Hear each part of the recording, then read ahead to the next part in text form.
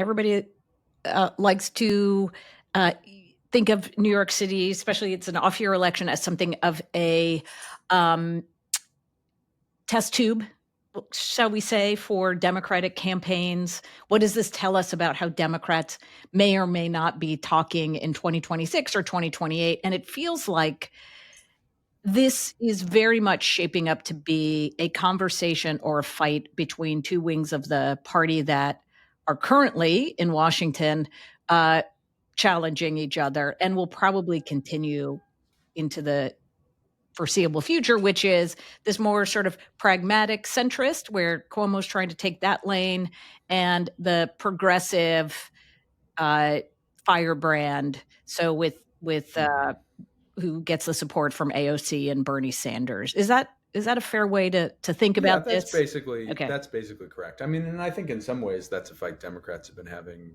for 10 years now. Go back to Bernie Hillary. I mean, it's the same kind of dynamic.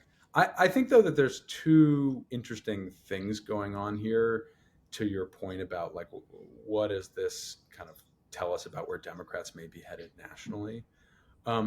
One is that the overall issues that both campaigns are talking about, these leading campaigns, that they're talking about, they're proposing very different ideological solutions, but both Cuomo and Mamdani are very focused on pocketbook issues, on Mm. affordability, on public safety in some ways. Um, you're not hearing them talk much about, they are talking about Donald Trump, but not in the kind of threat to democracy frame that we heard so much in 2024. We're not hearing much about DEI. We're not hearing much about transgender rights and issues at all. It's very kind of economic safety. How do you feel in your city? Do you have a job? Can you afford it? Message. So Right. that's interesting because it's crossing the different wings of the party. They're I both do. focused on that. That is a very good point. Where does Cuomo come down on how I'm going to help make New York affordable? As you said, with Mamdani, it's a lot of we're just going to spend a lot of money. The Yeah. city is going to spend a lot of money doing this by raising taxes on rich people. How does Cuomo get there? Yeah, so Cuomo's, proposals are, I mean, I guess you could say more kind of incremental or within the Hmm. realm of things that have been done in New York. So he wants to raise the minimum wage in the city to $20 an hour. Donnie wants to raise it to $30 an hour over time. But he says $20 is realistic. We can get it done. That's money in people's pockets. He wants to put, this isn't to the affordability question, but he wants to put 5,000 more cops on the street. Now, it's going to be hard to find 5,000 people to hire. The department is struggling with attrition, but that's a big goal. Mm. But then, his plan is to try and basically build a way out of the affordability issue, increase the supply. And so he wants a kind of revamped version of the public-private partnerships that have been the dominant way housing has been built in New York over the last decade. Plus, so basically very big development companies, big build big buildings, and they get some tax benefits in exchange for including a certain number of below market affordable units. He wants to do that on steroids and just accelerate. And his basic pitch is like, I'm a builder. Like I got the airport done. I got the train station done. I built bridges. Like this is the stuff I'm really good at. Like I want to go wild on this and do it. And so it's kind of an argument about experience and competence, not necessarily changing the formula Right. of how this stuff gets done. That's right. Um, and then If I I could, think. I Oh have yeah, please. one other. Well, I just wanted to say one other thing that Yeah. stood out to me in terms of this bellwether stuff that I think is Yeah. interesting, which is that the two candidates who have risen up, I think, are the ones that have the clearest, hardest critiques of the Democratic Party. Like they're the ones who are running as fighters. So though they have totally different views, like people are responding to them for the same reason. I think they've got punch, they've got spark, and they're willing to say where their party screwed up.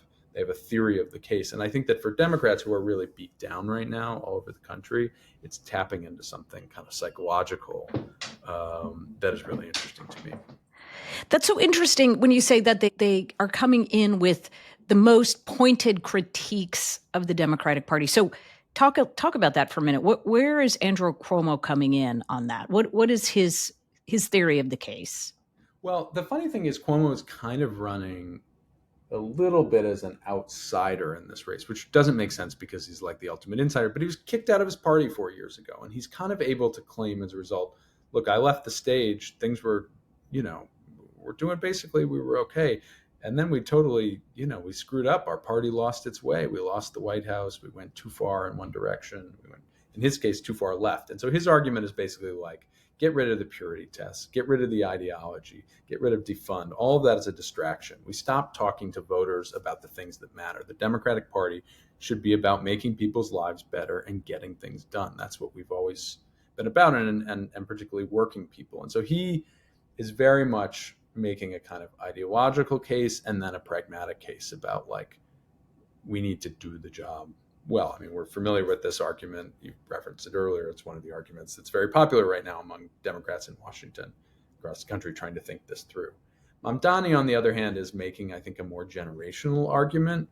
Like, how could we trust the guy who's been around since the 1990s to fix all our problems? We need fresh ideas. We need fresh blood.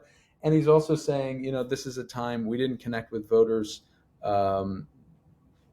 Because we weren't talking about economic issues, but like we haven't been doing enough. We need to be bigger and bolder and go farther. So that I think is kind of the contours of. Yeah, that's a really, really smart point.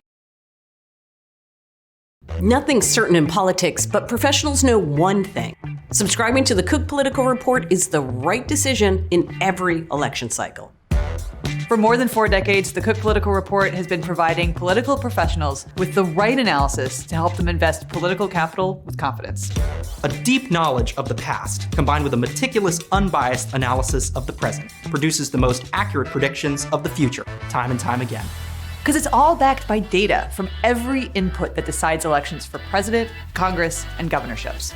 Subscribers to the Cook Political Report get the clarity they need through smart analysis that you won't get anywhere else. Like the very latest outlook for every race and access to our analysts. Amy Walter, David Wasserman, Carrie Dan, Jessica Taylor, Aaron Covey, and Matthew Klein. The Cook Political Report offers the right analysis, The right analysis. The right analysis. The right analysis. for getting it right.